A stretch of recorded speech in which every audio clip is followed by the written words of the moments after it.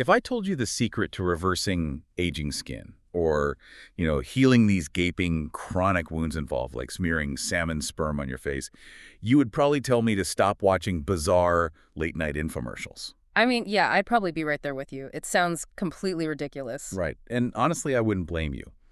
But today, we are skipping the infomercials. We are looking at real, cutting-edge molecular biology.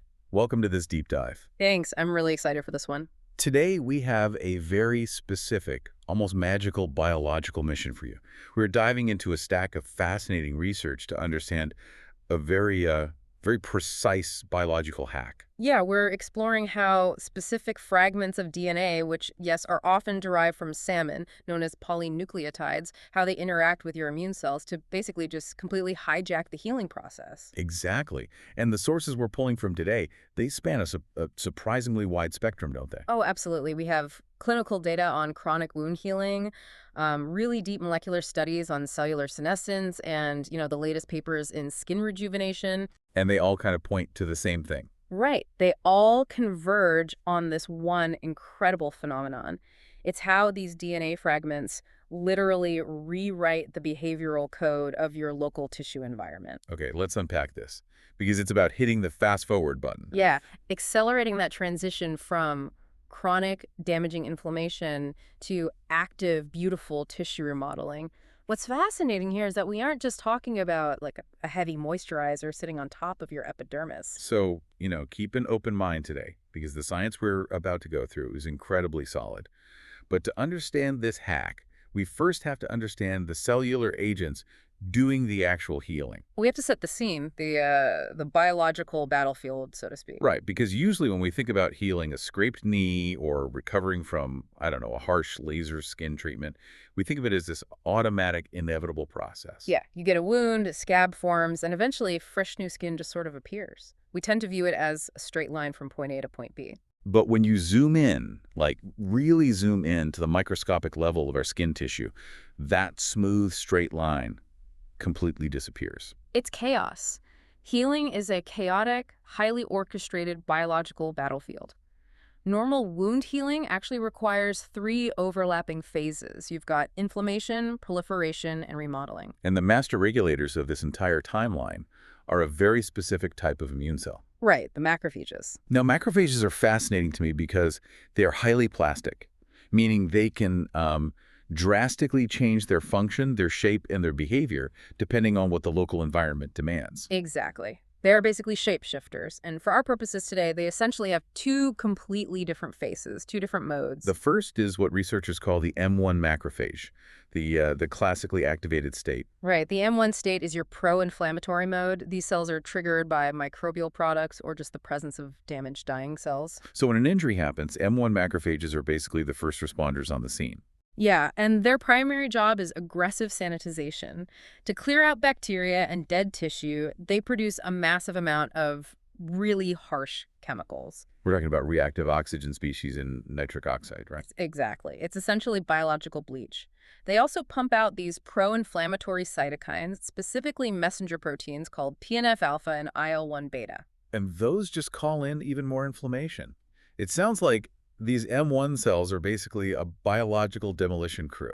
That's a great way to put it, actually. They just show up to a damaged building with wrecking balls and dynamite. Their whole existence in that moment is to destroy pathogens, clear out the dead tissue, and break down the damaged structural beings. Right, so that a flat, clean surface is left behind. You need that demolition phase. It absolutely keeps infections at bay. But once the site is cleared, the demolition crew has to pack up and leave, right? So the builders can actually come in. Exactly. If you want new tissue, the macrophage has to show its second phase. It has to transition into the M2 macrophage, which is the alternatively activated state. So if M1 is the demolition crew, M2 is the construction crew. Precisely. Instead of pumping out destructive, bleach-like chemicals, M2 macrophages start producing healing cytokines, specifically IL-10 and TGF-beta. So they just stop killing and start promoting tissue remodeling. Yeah, they promote blood vessel growth and immune tolerance. It's just a complete 180-degree behavioral flip. And this transition from M1 to M2, the sources make it clear, this is the single most critical pivot point in any healing process. Without a doubt. It is the moment the environment shifts from toxic to reparative. But here is the core of the problem, and really the whole reason we are looking at this research today. Yeah. What happens to the tissue when that demolition crew refuses to leave the site? Oh, it's a disaster. Like, what if they just keep swinging the wrecking ball month after month? Then you get a chronic wound. Or, on a less extreme but much broader scale, you get prematurely aged, degrading skin. Because the macrophages get stalled. Exactly. They become senescent, they get locked into that M1 inflammatory phase, and completely fail to transition to the M2 phase. And as a result, you just have this constant, relentless release of reactive oxygen species and inflammatory cytokines. Yeah, which continually degrades the surrounding tissue, Yeah. destroys existing collagen, and makes the environment completely toxic to any sort of new repair. The tissue is basically stuck in a toxic rut. The wrecking ball is swinging endlessly, and the building is crumbling faster than it can be repaired. It's a vicious cycle. Which brings us to the solution. We need a way to force those stubborn, confused M1 cells to, drop the dynamite and put on their hard hats. Enter the polynucleotides. Here's where it gets really interesting. Yeah, so polynucleotides and their close cousins, polydeoxyribonucleotides, often abbreviated as PDRN. They're basically high molecular weight DNA fragments. And clinical research demonstrates they act as potent anti-inflammatory agents, right? They do. They stimulate cell proliferation and angiogenesis, which is just the sprouting of new blood vessels. But the crucial thing you need to understand here is that these DNA fragments are not just providing raw nutritional building blocks. No, not at all. They aren't just extra bricks we are tossing at the wall hoping they stick. They're acting as a highly specific biological signal. Right. The sources show that these polynucleotides bind specifically to a receptor on the outside of the macrophage. It's called the adenosine 2A receptor, or A2AR. The specificity of that A2A receptor binding is really the secret to this whole mechanism, isn't it? It is. Evolutionarily, the A2A receptor is part of the body's natural defense mechanism against its own immune system. Oh, wow. Yeah, when tissue is under severe stress, like, say, facing hypoxia from a lack of oxygen or just overwhelming inflammation, the surrounding cells release a molecule called adenosine into the extracellular space. And that natural adenosine binds to the A2A receptor on the macrophage to try and calm things down. Exactly. It acts as a natural distress signal telling the immune system, please stop destroying everything. Wait, so if I'm picturing this, it's like the macrophage is a radio struck on a station playing incredibly aggressive, screaming, heavy metal music. I love that. Yeah. That's the M1 inflammation. The A2A receptor is the radio's antenna, and the polynucleotide we introduce is a highly specific radio frequency that hits that antenna and forcefully changes the station to smooth, calming jazz. That is a very fitting analogy because it forces the macrophage to switch off the heavy metal M1 mode and turn on the smooth M2 mode. But why do we need the polynucleotides if our body already makes adenosine? Because in chronic wounds or aging skin, the local tissue is often too exhausted or damaged to produce enough of a natural adenosine response. It just can't overcome the screaming heavy metal of inflammation. Ah, so the polynucleotides act as a biological hack. Precisely. We are artificially and powerfully targeting those A2A receptor antennas to trigger a massive rescue response that the body simply couldn't muster on its own. Okay, I buy that the antenna gets triggered on the outside. But a macrophage is a large, complex cell. How does a tap on the outside wall actually rewrite the DNA programming deep inside the nucleus? Yeah, that's the big question. What is the actual molecular domino effect here? Well, this is where we get into the really beautiful, highly orchestrated mechanics of the cell. Once the A2A receptor is stimulated by the polynucleotide on the cell surface, Right. it activates a specialized protein attached to the inside of the membrane called a GS protein. This GS protein then wakes up an enzyme called adenylate cyclase, or AC. Okay, tracking. AC then generates a messenger molecule called cyclic AMP, or CAM-MP, which activates another crucial enzyme called protein kinase A, or PKA. Whoa, hold on. I'm going to stop you right there. Too much. That is a massive bowl of alphabet soup. G, A, C, CMP, PKA. I mean, if I'm listening to this while driving, my eyes are definitely glazing over right now. Fair enough. Fair enough. Why is the cell doing this? Why use a 5-step relay race of acronyms instead of the receptor just flipping the M2 switch directly? That is a very fair point to push back on. The reason for the relay race comes down to one biological necessity, and that is signal amplification. Amplification. Yeah. Imagine you are at a crowded, noisy party, and you whisper a message to one person. If they just hold on to it, the message dies.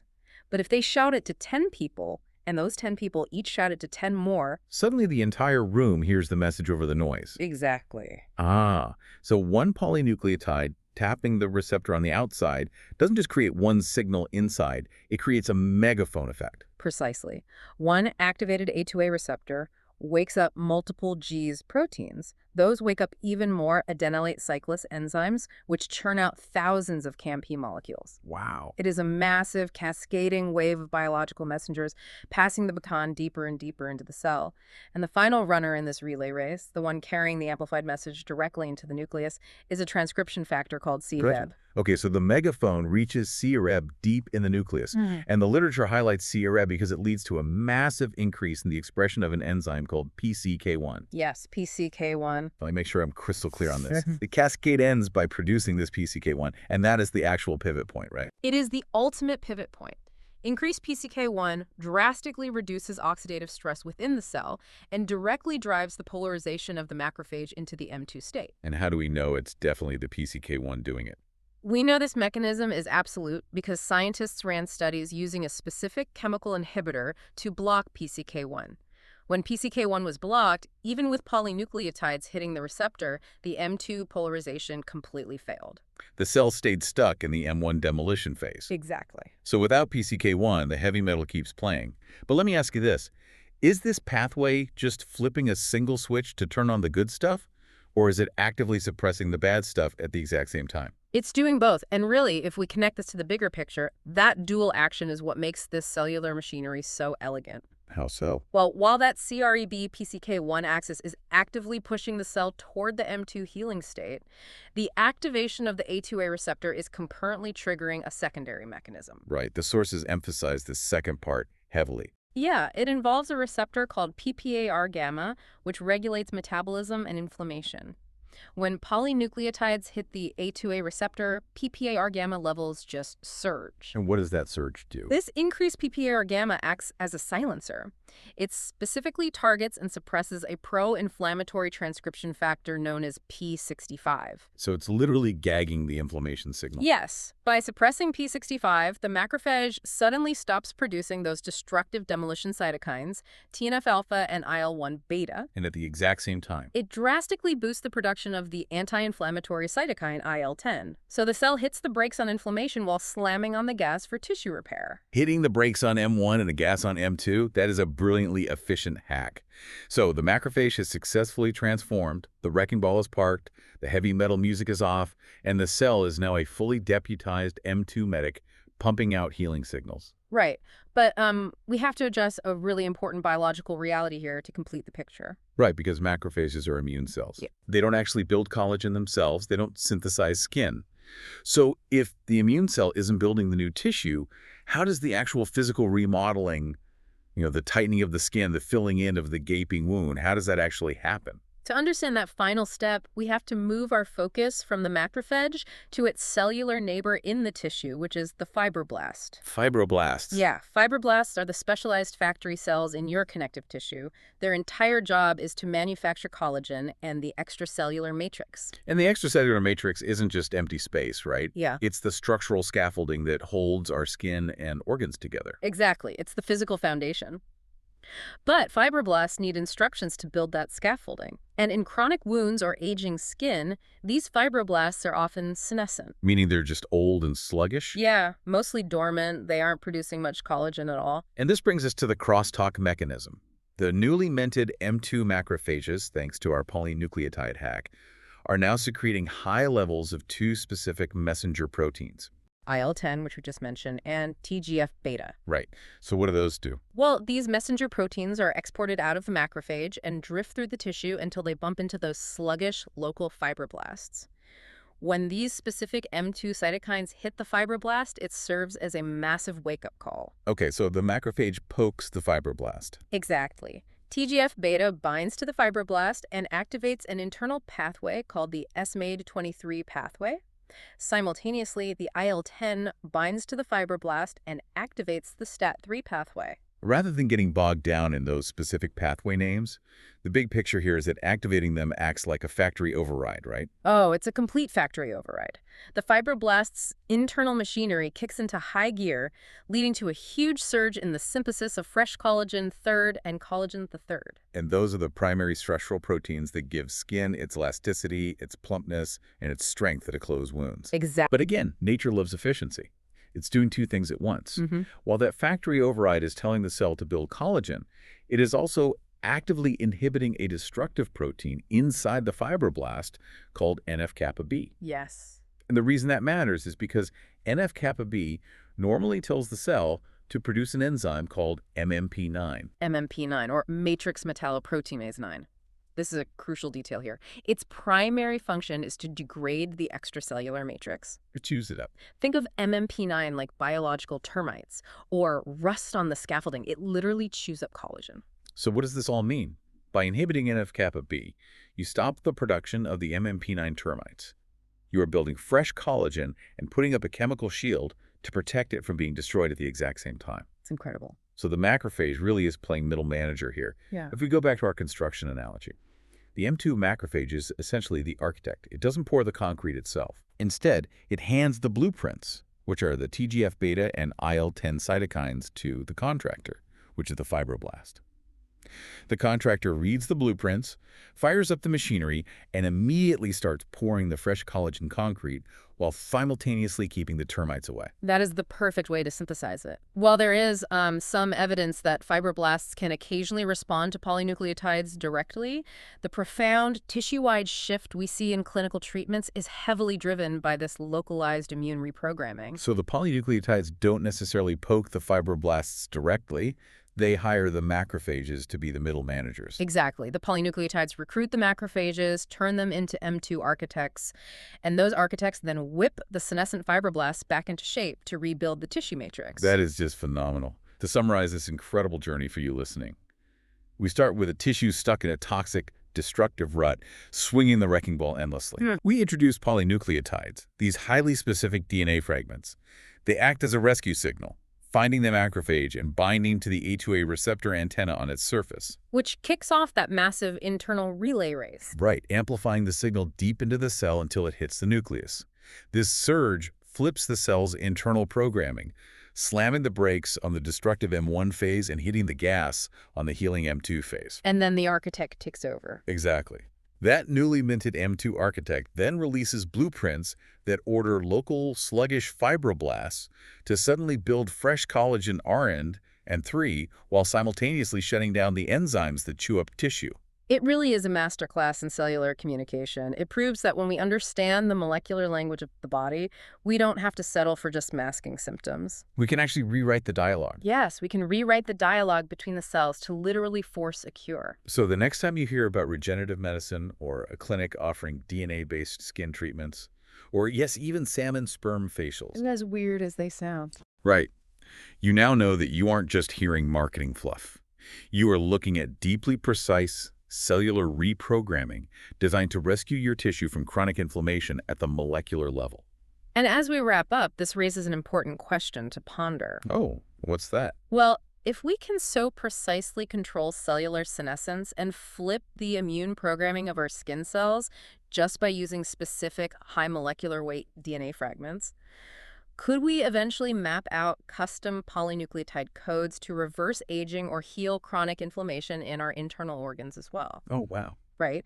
Like, if we can hack the macrophages in our skin to build fresh collagen, what is stopping us from hacking the macrophages in a failing heart or an inflamed liver or even a damaged spinal cord? That is a staggering thought to leave off on. The potential for regenerative medicine there is almost limitless. Thank you so much for joining us on this deep dive. It was a pleasure. Keep questioning the things that seem like magic.